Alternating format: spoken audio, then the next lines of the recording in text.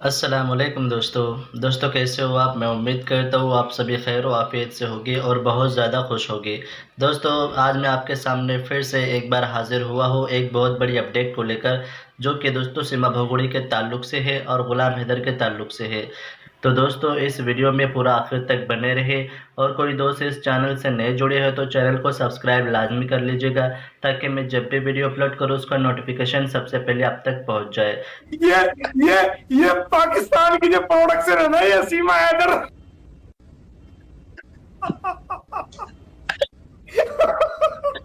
इसने इसने इसने तुम्हारा नाम भी डुबो दिया। बदनाम कर दिया सर, पाकिस्तान को बदनाम कर दिया। हम लाख कोशिश करते हैं धोने की, ये एक वीडियो में बर्बाद कर देती है। मैं वही तो कह रहा हूँ, आप कितने भी रेपुटेशन बना लो, ठीक है, ये अगर खुदा ना खास्ता एक आध और ऐसा कोई नमूना पैदा हो गया तो तुम्हारे लिए तो सबके लिए बड़ी दिक्कत पैदा हो जाएगी। बिल्कुल ऐसे ही है सर साहब, मैंने कहा अगर एक आध नमूना और ऐसा पैदा हो गया बस सर काफी है, फिर काफी है। मैंने कहा एक आधा नमूना और पैदा हो गया, फिर और शरीफों की जरूरत नहीं रहेगी।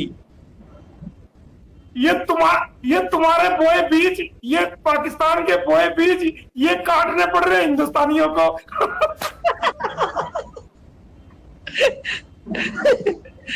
इसमें तो कोई शक नहीं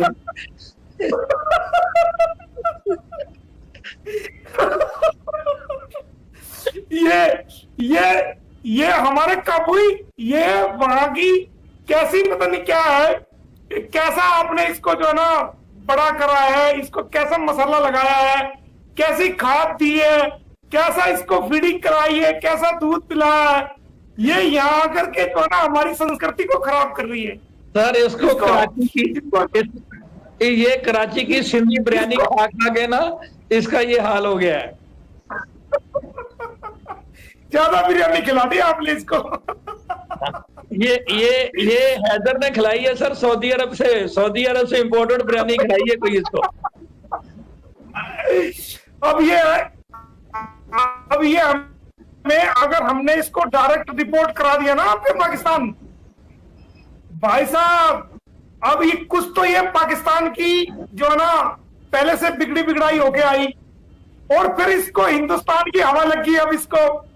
अब अगर ये डायरेक्ट रिपोर्ट पाकिस्तान होगी ना, मैं कहता हूं पूरे पाकिस्तान को ये जो है ना ये बंदी मैं उंगली में नचा देगी, ये बता रहा हूं आपको मैं। ठीक है, तो इसको पहले हम सुधार घर में भेजेंगे, इसको पहले जेल में भेजेंगे, इसकी बढ़िया ठुकाई पिलाई होगी वहां पर डंडों से जेल के अंदर, और इसको सुधारेंगे 5 साल तक जेल में चक्की पिसवाएंगे इससे बढ़िया तरह। जबरदस्त। जब ये 5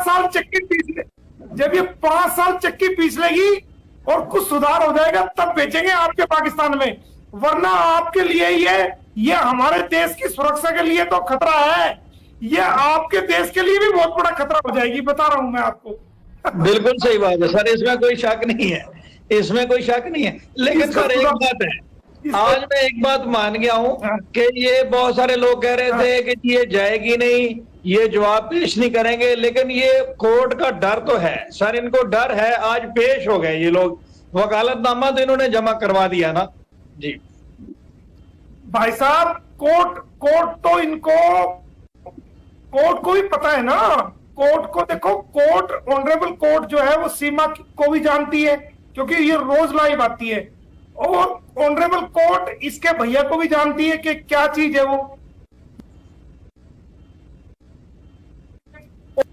और जो हमने केस लगाया है उसको कोर्ट ना, मैंने जो केस लगाया है इतना जबरदस्त केस है वो, भाई साहब इतना जबरदस्त केस है, मैं आपको पूरी प्लेंट की कॉपी भेजूंगा, आप उसको पढ़ना।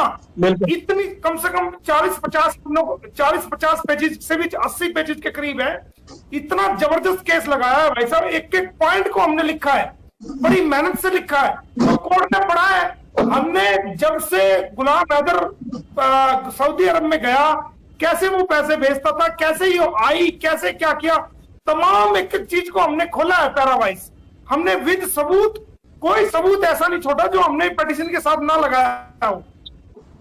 तो ये सारी चीज कोर्ट पढ़ती है, सारी फाइलों को, तो कोर्ट ने भी देखा है कि क्या हो रहा है, ये तो जुल्म हो रहा है।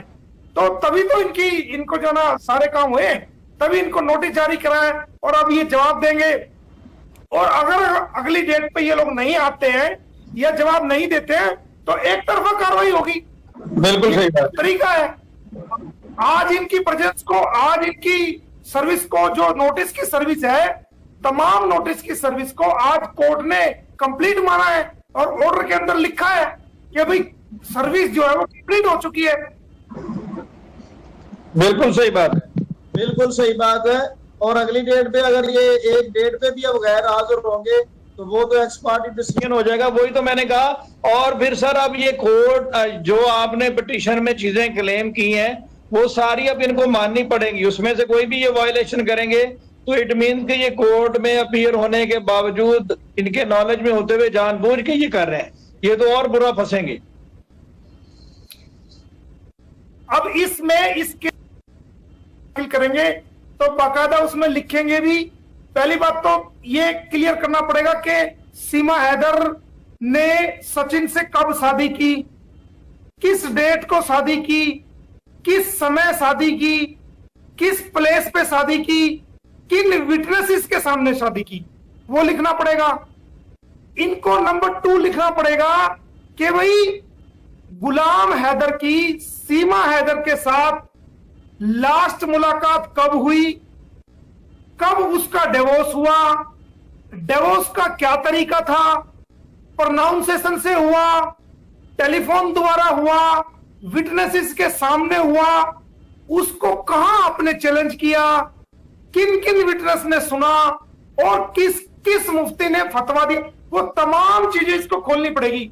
गुलाम हैदर से कब डिवोर्स हुई और सचिन से कब शादी हुई, ये एक एक चीज को खोलना पड़ेगा। कब ये भारत में आई, कैसे आई, कितने दिन से रह रही है, बेल में क्या, वो तमाम जब ये WS फाइल करेंगे तो उस पर बाकायदा सीमा हैदर के साइन होंगे, सचिन के साइन होंगे। सीमा हैदर का जवाबनामा अलग जाएगा, सचिन का अलग आएगा, AP सिंह का अलग आएगा, पंडित जी का अलग आएगा, बरातियों का अलग आएगा और सबके उसके अंदर साइन होंगे। और जो खुद वो एफिडेविट के रूप में जाएगा। तो जब वो कोर्ट में दाखिल कर देंगे तो अपनी बात से मुकर नहीं सकते, फिर हम उनको झूठा साबित करेंगे, अपनी एविडेंस में इनको झूठा साबित करेंगे और फिर ये जो है अंदर भी जाएंगे। क्योंकि सचिन ने जो बेल ली थी जेवर कोर्ट से, जब ये पकड़ा गया था, उस वक्त सचिन ने अपनी बेल एप्लीकेशन में और एफिडेविट के अंदर ये लिखा था कि सीमा हैदर मेरी कोई पत्नी नहीं है, सीमा हैदर को मैं सिर्फ जानता हूं, मेरी जानकार है, सीमा हैदर मेरी जानकार है। सीमा हैदर ने भी अपने एफिडेविट में यह लिखा था कि मैं गुलाम हैदर की बीवी हूं और मैं सचिन को जानती हूं। कोई भी शादी का कुछ नहीं लिखा था।